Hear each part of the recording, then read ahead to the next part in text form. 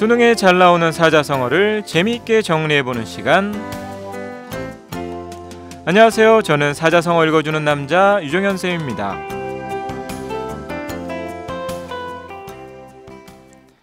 여러분에게는 라이벌이 있나요? 라이벌이라고 하면 같은 목적을 가졌거나 또는 같은 분야에서 일하면서 이기거나 앞서려고 서로 겨루는 맞수, 이 정도를 의미하는데요. 서로가 선의의 경쟁을 펼치면서 더 좋은 결과를 만들어내기도 하는 관계를 말합니다. 예전에 김연아 선수나 일본의 아사다마오 선수가 서로 선의의 경쟁을 펼치면서 더 아름다운 피겨스케이팅 무대를 만든 게 대표적인 예라고 할 수 있겠죠. 그런데 라이벌 관계가 정도를 넘어서 서로 무조건 싸우려고만 하는 사이로 악화될 수도 있잖아요. 드라마 같은 걸 보면요, 가끔 그런 경우를 볼 수 있는데 상대를 이기기 위해 수단과 방법을 가리지 않고 싸우다가 결국엔 벌을 받게 되는 그런 이야기 말이죠. 자, 오늘은 바로 그렇게 서로 만나기만 하면 싸우는 관계에 관한 사자성어입니다. 시작해 볼까요? 첫 번째는 견원지간입니다. 어른들의 대화를 듣다 보면 많이 사용하시는 말인데 아마도 여러분들은 거의 사용해보지 않았던 사자성어일 거예요. 오늘 제 얘기를 들어보면 그 뜻이 무엇인지를 알 수 있을 겁니다. 견원지간, 한자로만 보면 그렇게 어렵지는 않습니다. 견자는 개견자, 원자는 원숭이 원자, 지는 어조사 지자고요. 간은 사이간자. 말 그대로 개와 원숭이의 관계라는 말인데요. 그 뜻풀이를 보면 서로 사이가 좋지 않은 관계를 비유할 때 많이 사용되는 말이죠. 근데 왜 하필이면 개와 원숭이일까요?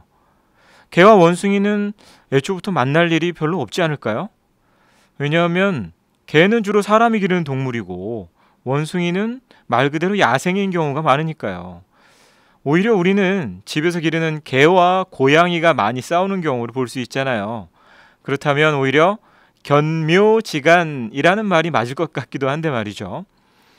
사실 여기에는 정확한 유래가 전해지는 것은 아니지만 원숭이인 손오공이 주인공으로 나오는 서유기에서 유래했다는 설이 있어요. 손오공이 옥황상제의 조카인 일항진군과 대결할 때 일항진군이 기르던 개가 손오공을 잡는 데 결정적인 역할을 했다고 해서 손오공이 개를 싫어하게 된 것이라고 합니다. 그런데 실제로는 개와 원숭이를 함께 키우면 잘 지내는 경우도 있다고 하니까 그런 면에서는 참 독특한 사자성어라고 할 수 있겠죠. 자, 그럼 두 번째 사자성어로 넘어가 볼까요?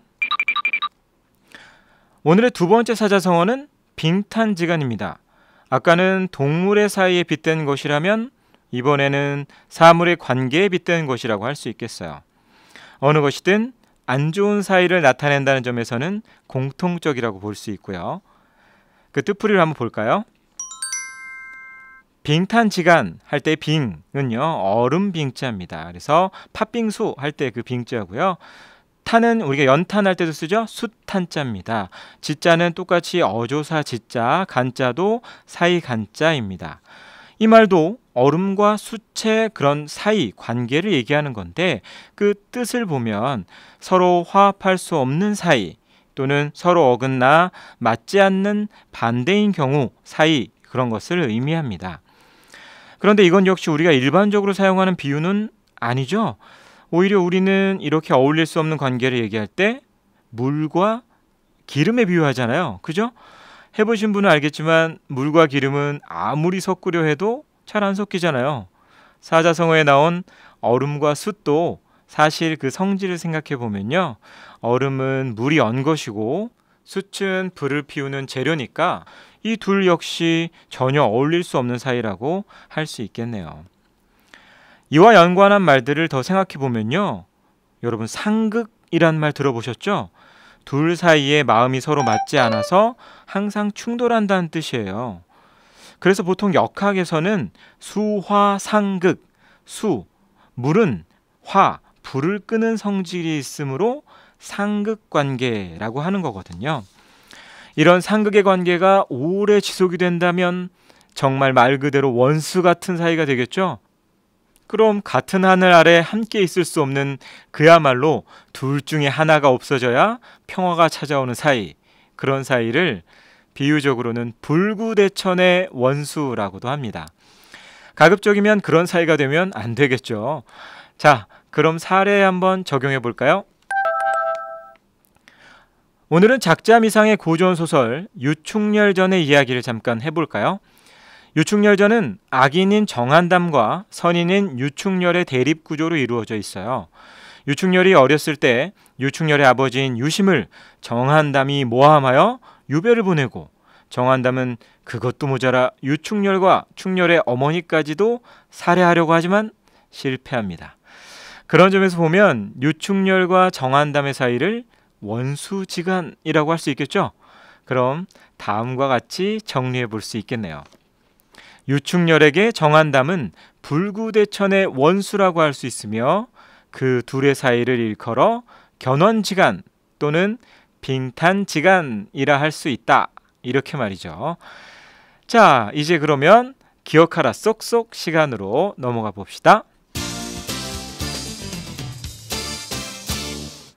오늘 기억하라 쏙쏙은요, 또 한번 제가 진지하게 시 한 수를 읊어보겠습니다. 아주 진지하니까 여러분 아주 진지하게 들어주세요.